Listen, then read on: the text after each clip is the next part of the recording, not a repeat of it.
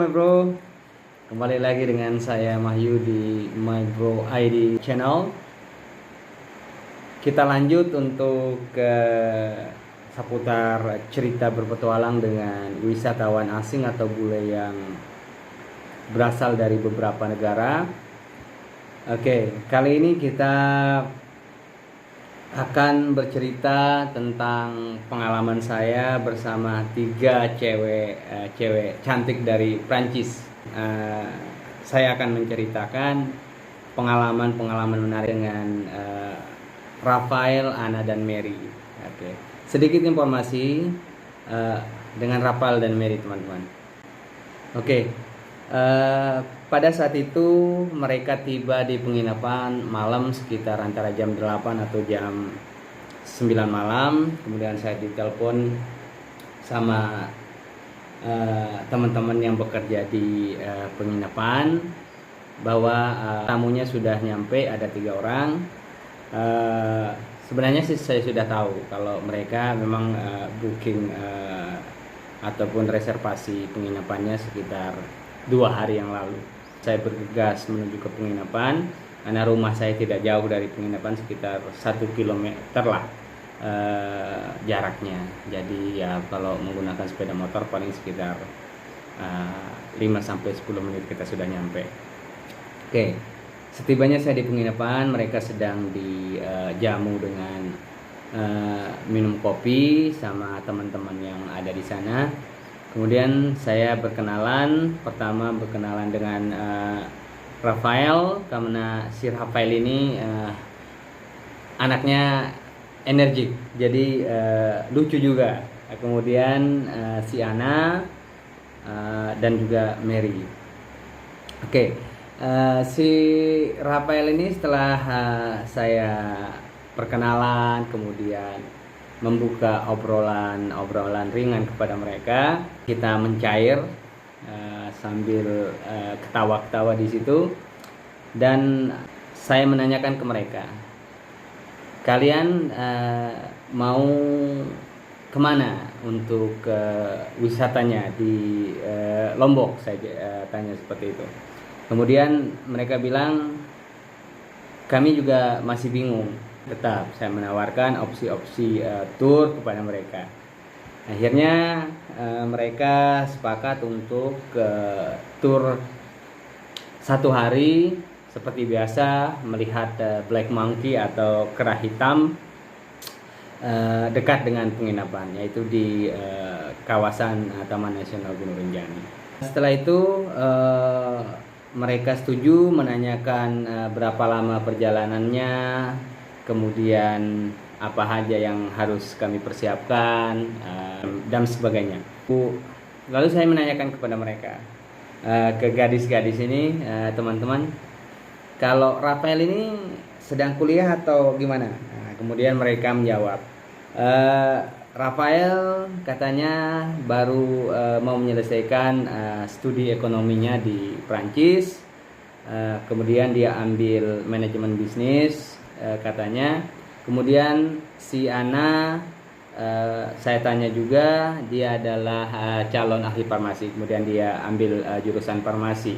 Dan Mary ini adalah calon dokter. Nah, jadi saya ceritakan kalau istri saya juga di dunia kesehatan juga.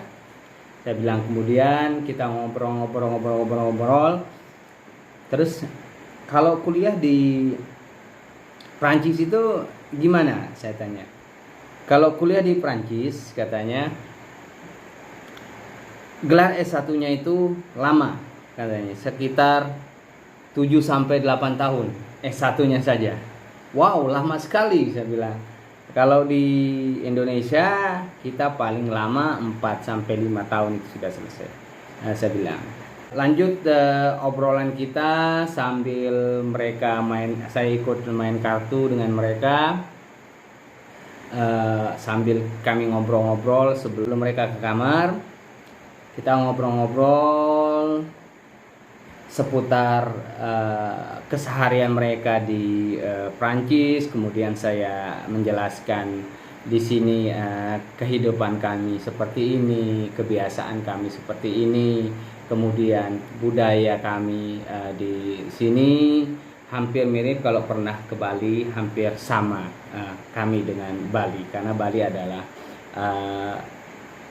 pulau tetangga kami. Mungkin sekitar jam 10 malam atau jam 11 malam kelihatannya mereka itu sudah capek dan mau istirahat.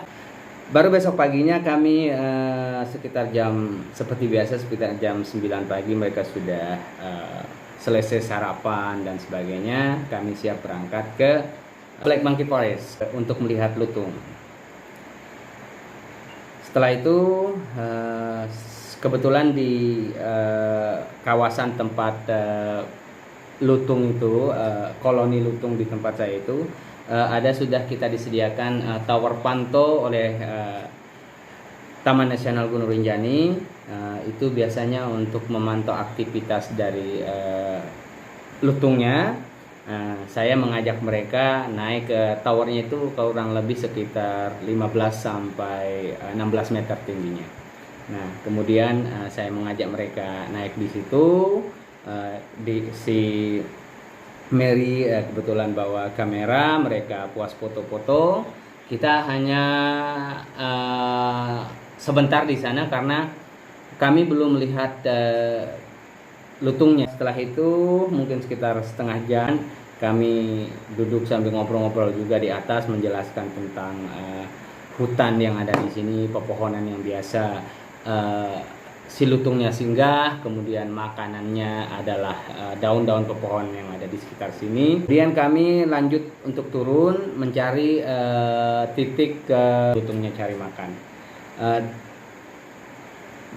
Kita beruntung, kita menemukan sekitar 3 atau 4 ekor tidak jauh dari tower itu, mungkin sekitar antara 20 meter di bawah. Kebetulan tower itu ada di bukit, jadi kami turun.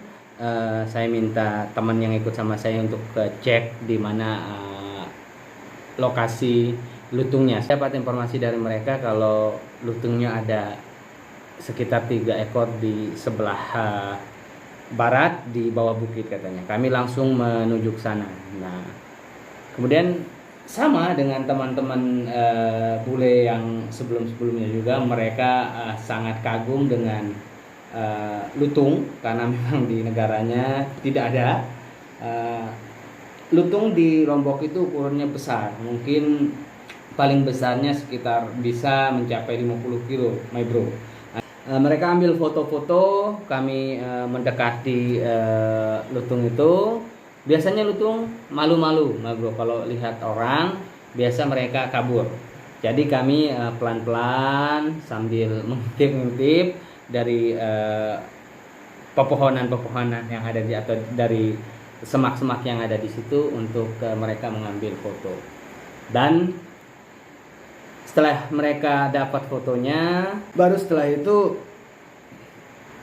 kami bergegas menuju ke Danau Biru.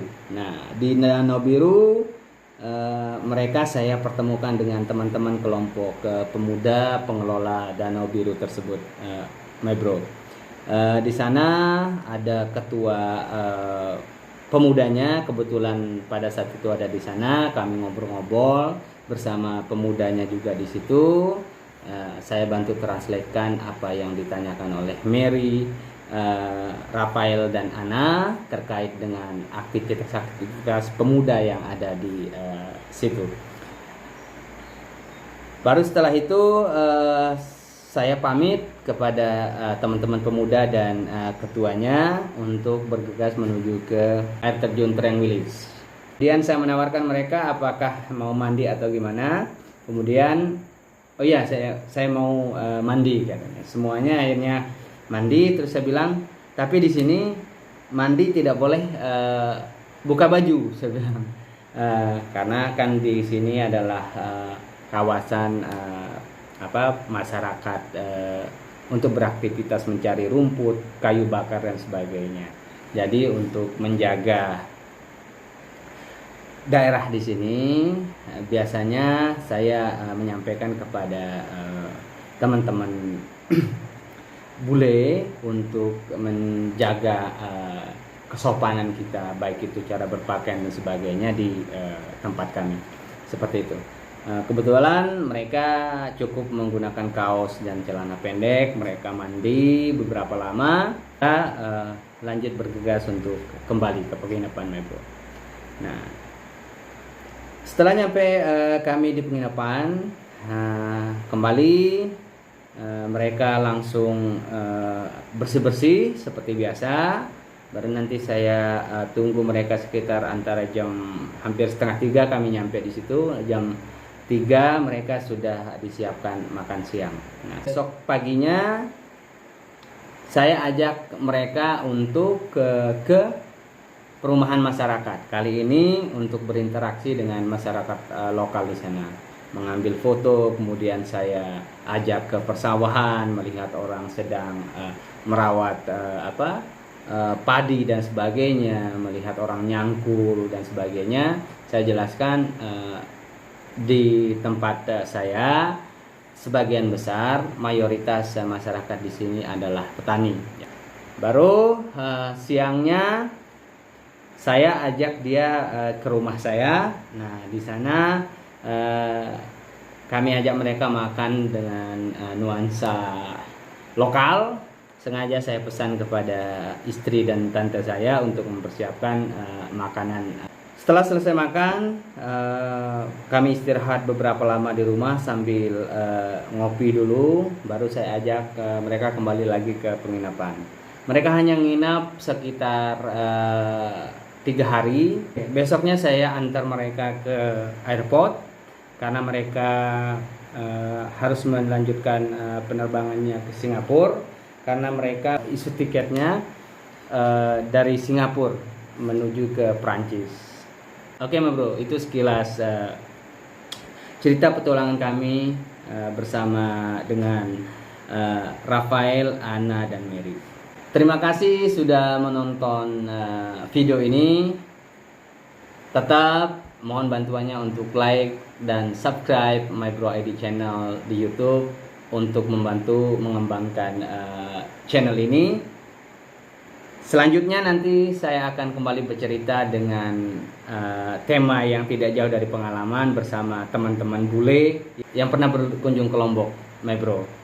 Masih banyak lagi teman-teman wisatawan asing yang akan saya ceritakan ke teman-teman. Nantikan video-video selanjutnya, Mybro. Thank you, Mybro. Dadah.